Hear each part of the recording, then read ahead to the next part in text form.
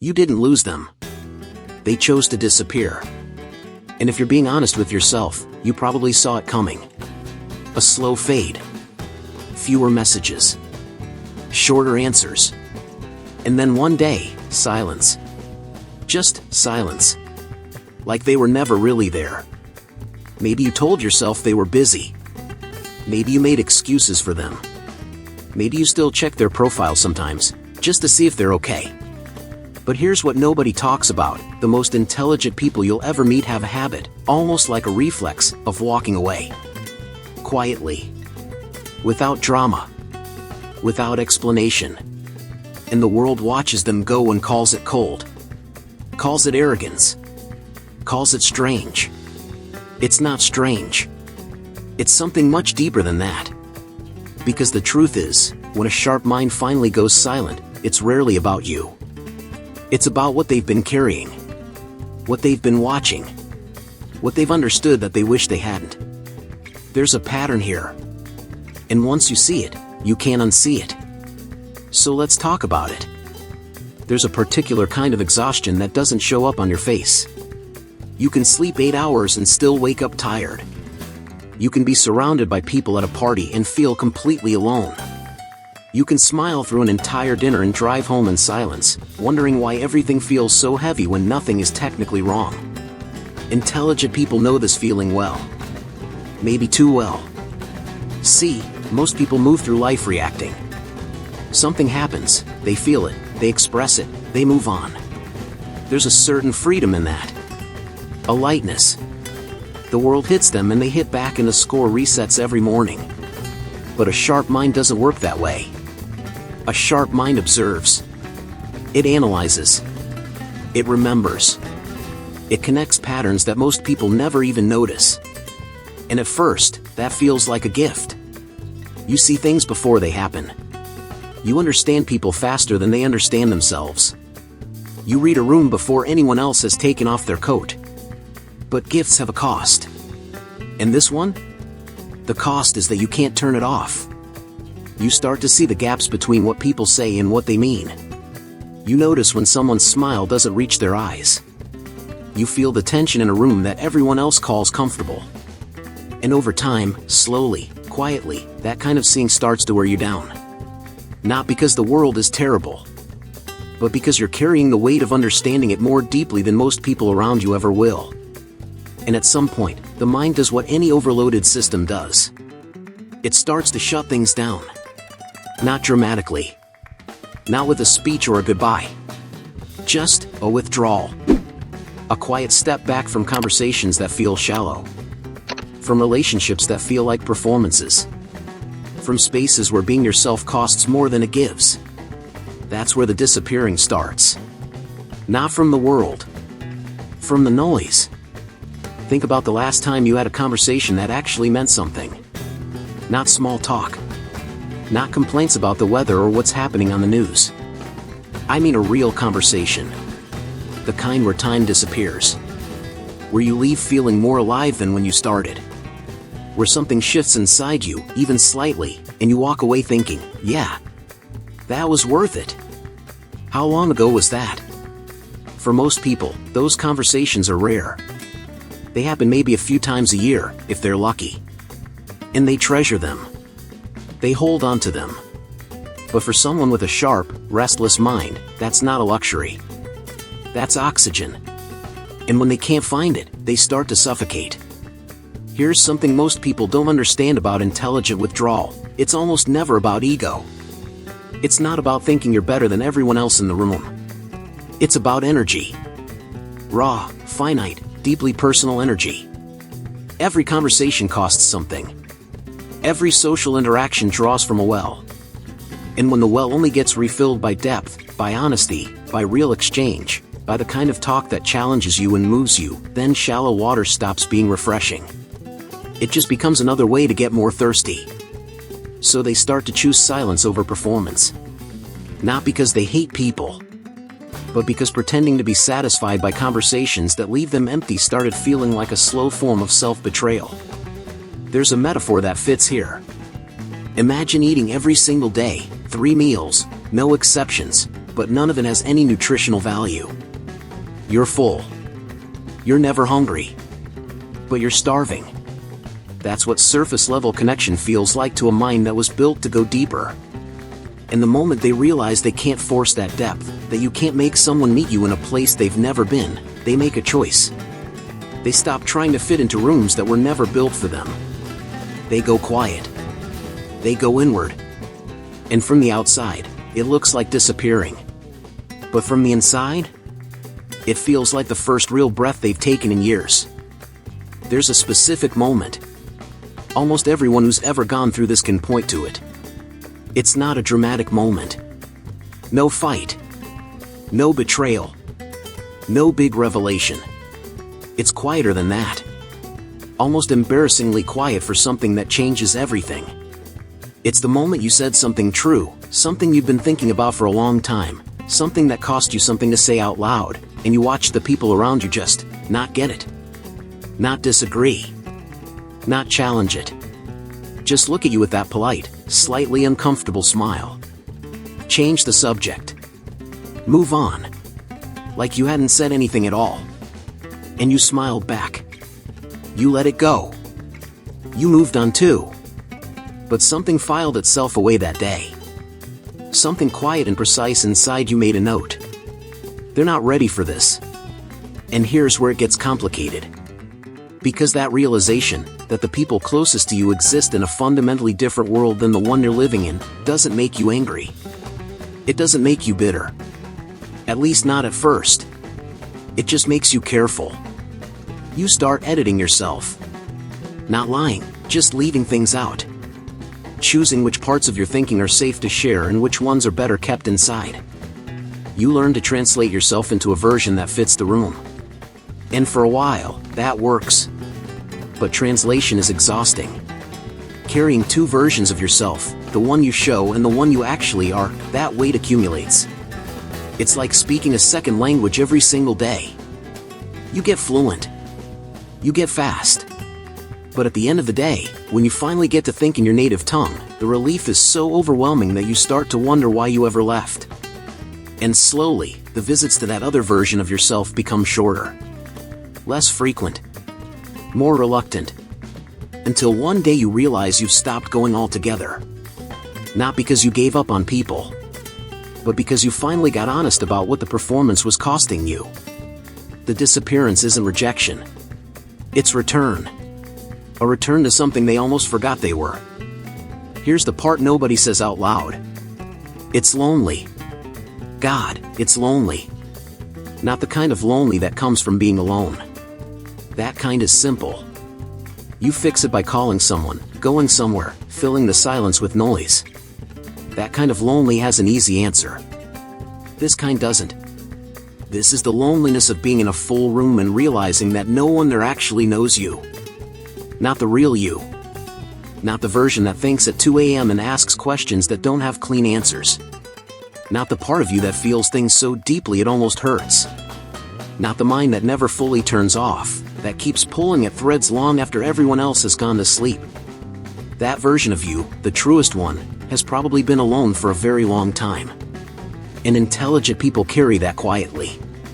Remarkably quietly. Because somewhere along the way they learn that expressing that kind of loneliness makes people uncomfortable. It's too heavy. Too abstract. Too much. So they learn to wear it like a coat nobody else can see. They show up. They engage. They can be charming, funny, present. They know how to be in a room. But there's always a part of them standing slightly outside of it, watching, noticing, feeling the distance between who they are and what the moment is asking them to be. And that distance, that permanent, invisible gap, is what eventually drives the withdrawal. Because there's a limit to how long anyone can stand at the edge of their own life, watching it happen from the outside. At some point the mind says, enough. Not in anger. In grief, almost. A quiet grief for the connection they wanted and couldn't find. For the conversations that never happened. For the people who got close but never close enough. And so they retreat. Into books. Into work. Into long walks and longer silences. into the one or two people in their life, if they're lucky, who get it. Who actually get it. Not because they've given up on human connection, but because they've finally stopped settling for the imitation of it. And in that retreat, something unexpected happens. The loneliness doesn't go away, but it changes shape. It stops feeling like a wound and starts feeling like a room. A quiet room. Theirs. And for the first time in a long time, they stop trying to escape it. They sit down. They stay. Most people assume the story ends there. That the intelligent person retreats, goes quiet, disappears, and that's it. A sad ending. A brilliant mind folding in on itself. A light that chose to stop shining. But that's not what happens. Not really. Because silence isn't an ending. It's a reset. Think about what happens to land after a long winter. On the surface, nothing. Stillness. Bareness. Everything looks dead. And if you didn't know better, you'd think it was. You'd walk past it and feel nothing but cold. But underneath, the soil is reorganizing. Roots are deepening. Something is being prepared that the surface can't yet show. That's what intelligent withdrawal actually is. It's not giving up. It's going underground. And what comes up after, when it finally does, is different. Quieter, yes. More deliberate. Less willing to perform, less willing to pretend, less willing to shrink. But also more rooted. More honest. More capable of real connection precisely because they've stopped chasing the fake kind. Here's what that period in the silence actually does to a sharp mind. It teaches discernment. Not the cold, calculated kind that keeps everyone at arm's length. The real kind. The kind that knows the difference between a relationship that drains and one that builds. Between a conversation that's filling time and one that's filling you. Between staying somewhere out of habit and staying because it genuinely matters.